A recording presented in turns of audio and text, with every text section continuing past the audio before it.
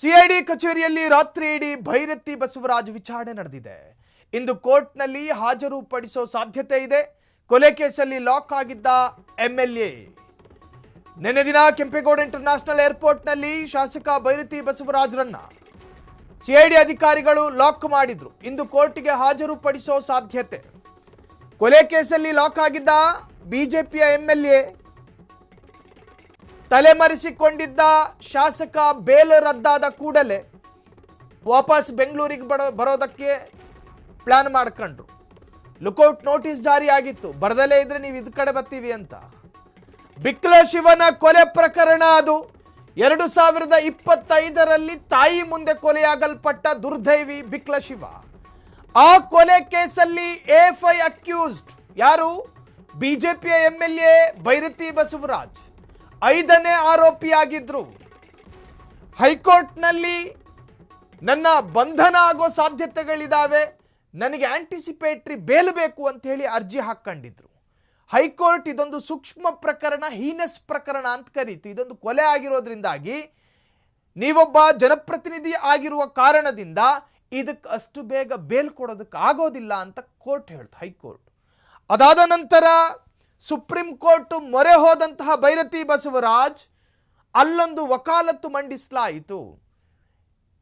ಬಿಕ್ಲ ಶಿವ ಕೊಲೆ ಪ್ರಕರಣದ ಎಫ್ಐ ಆರೋಪಿಯಾಗಿರುವ ನನ್ನ ಕಕ್ಷಿದಾರ ಭೈರತಿ ಬಸವರಾಜಿಗೂ ಈ ಕೊಲೆ ಪ್ರಕರಣದ A1 ಆರೋಪಿಯಾಗಿರುವಂತಹ ವ್ಯಕ್ತಿಗೂ ಯಾವುದೇ ಸಂಬಂಧ ಇಲ್ಲ ಅಂತ ಹೇಳಿ ವಕಾಲತ್ತು. ಆಗ ನ್ಯಾಯಪೀಠ ಹೇಳ್ತು, ಸಿಐಡಿ ಅಧಿಕಾರಿಗಳು ಅನೇಕ ಎವಿಡೆನ್ಸ್ಗಳನ್ನು ಕಲೆಕ್ಟ್ ಮಾಡಿದ್ದಾರೆ, CDRಗಳನ್ನು ಕಲೆಕ್ಟ್ ಮಾಡಿದ್ದಾರೆ, ಕಾಲ್ ಡೇಟಾ ರೆಕಾರ್ಡ್ಗಳನ್ನು ಕೊಟ್ಟಿದ್ದಾರೆ. ಈ ಕೊಲೆ ಪ್ರಕರಣದ A1 ಆರೋಪಿ ಮತ್ತು ಭೈರತಿ ಬಸವರಾಜ್ ದಿನಕ್ಕೆ ಗಂಡ ಹೆಂಡತಿ ಮಾತಾಡ್ದಂಗೆ ಮಾತಾಡ್ಕೊಂಡವ್ರೆ ಫೋನ್ನಲ್ಲಿ. ನೀವು ಹೇಳ್ತೀರಿ ಅವರಿಗೂ ಇವರಿಗೂ ಸಂಬಂಧ ಇಲ್ಲ ಅಂತ ಹೇಳಿ ನ್ಯಾಯಪೀಠ ಹೇಳ್ತು. CDR ಕೊಟ್ಟ ರೆಕಾರ್ಡ್ ಡೇಟಾದಲ್ಲಿ ಕತೆ ಹೇಳುತ್ತೆ ಬಸವರಾಜಿಗೂ ಮತ್ತು ಕೊಲೆ ಆರೋಪಿ A1 ಆರೋಪಿಗೂ ಏನು ಸಂಬಂಧ ಅನ್ನೋದು. ಮತ್ತು ನೀವು ಹೇಳ್ತಾ ಇದ್ದೀರಿ ಇಬ್ಬರಿಗೂ ಸಂಬಂಧ ಇಲ್ಲ, ಹೆಂಗೆ ಸಾಧ್ಯ?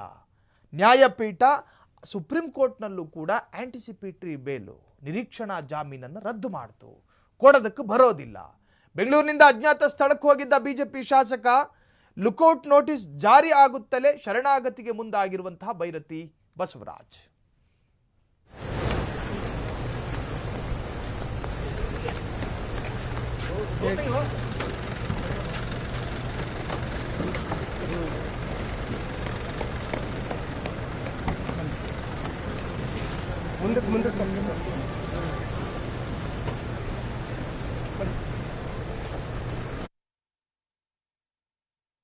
ಸೊ ಭೈರತಿ ಬಸವರಾಜ್ರವರು ನಿನ್ನೆ ಅಜ್ಞಾತ ಸ್ಥಳದಿಂದ ಬೆಂಗಳೂರಿಗೆ ವಾಪಸ್ ಆಗ್ತಾ ಇದ್ರು. ಅಹಮದಾಬಾದ್ನಿಂದ ಫ್ಲೈಟ್ ಹತ್ತುತ್ತಿದ್ದಾರೆ ಅನ್ನೋದು ಸಿಐಡಿ ಅಧಿಕಾರಿಗಳಿಗೆ ಒಂದು ಸಣ್ಣ ಗುಮಾನಿ ಇತ್ತು. ಕಾರಣ ಅವರ ಪಾಸ್ಪೋರ್ಟ್ ನಂಬರನ್ನು ಟ್ರ್ಯಾಕ್ ಮಾಡಿರ್ತಾರೆ, ಎಲ್ಲೆಲ್ಲಿ ಹೋಗಿರ್ಬೋದು, ಎಲ್ಲೆಲ್ಲಿದ್ದಾರೆ, ಅವರ ಕರೆಂಟ್ ಲೊಕೇಶನ್ ಏನು, ಇವೆಲ್ಲವನ್ನು ಕೂಡ ಟ್ರೇಸ್ ಮಾಡಿರ್ತಾರೆ. ಹಾಗಾಗಿ ಖಚಿತ ಮಾಹಿತಿಯ ಆಧಾರದಲ್ಲಿ 4 ತಂಡ ರಚನೆ ಆಯಿತು. ಕೇವಲ ಬೆಂಗಳೂರಿನ ಇಂಟರ್ನ್ಯಾಷನಲ್ ಏರ್ಪೋರ್ಟ್ನಲ್ಲಿ ಮಾತ್ರ ಅಲ್ಲ ಬೀಡು ಬಿಟ್ಟಿದ್ದು, ಬೇರೆ ಬೇರೆ ಏರ್ಪೋರ್ಟ್ನಲ್ಲೂ ಕೂಡ ಸಿಐಡಿ ಅಧಿಕಾರಿಗಳಿದ್ರು. ಕಾರಣ ರಸ್ತೆ ಏನು ಕನ್ಫ್ಯೂಸ್ ಮಾಡೋದಕ್ಕೋಸ್ಕರ ಬೇರೆ ಕಡೆ ಬರಬಹುದು ಅನ್ನೋ ಸಾಧ್ಯತೆ ಪ್ರಜ್ವಲ್ ರೇವಣ್ಣನ ಪ್ರಕರಣದಲ್ಲಿ ಬುದ್ಧಿ ಕಲ್ತಿದ್ರು ಪೊಲೀಸ್ನವರು. ಹಾಗಾಗಿ ಬೇರೆ ಬೇರೆ ಕಡೆಗಳಲ್ಲಿಯೂ ಕೂಡ ಪೊಲೀಸ್ನವರು ಇದ್ರು. ಒಟ್ಟಾರೆ ಬೆಂಗಳೂರು ಏರ್ಪೋರ್ಟ್ಗೆ ಬಂದ ತಕ್ಷಣ ಸಿಐಡಿ ಅಧಿಕಾರಿಗಳು ಅವರನ್ನು ಅಧಿಕೃತವಾಗಿ ಅರೆಸ್ಟ್ ಮಾಡಿದ್ದಾರೆ. ಕ್ಷಣ ಕ್ಷಣದ ಸುದ್ದಿಗಳಿಗಾಗಿ ಫ್ರೀಡಂ ಟಿವಿ ಸಬ್ಸ್ಕ್ರೈಬ್ ಮಾಡಿ, ಲೈಕ್ ಮಾಡಿ ಹಾಗೂ ಫಾಲೋ ಮಾಡಿ. ಹೊಸ ಸುದ್ದಿಗಳ ನೋಟಿಫಿಕೇಶನ್ಗಾಗಿ ಬೆಲ್ ಐಕಾನ್ ಮೇಲೆ ಕ್ಲಿಕ್ ಮಾಡಿ.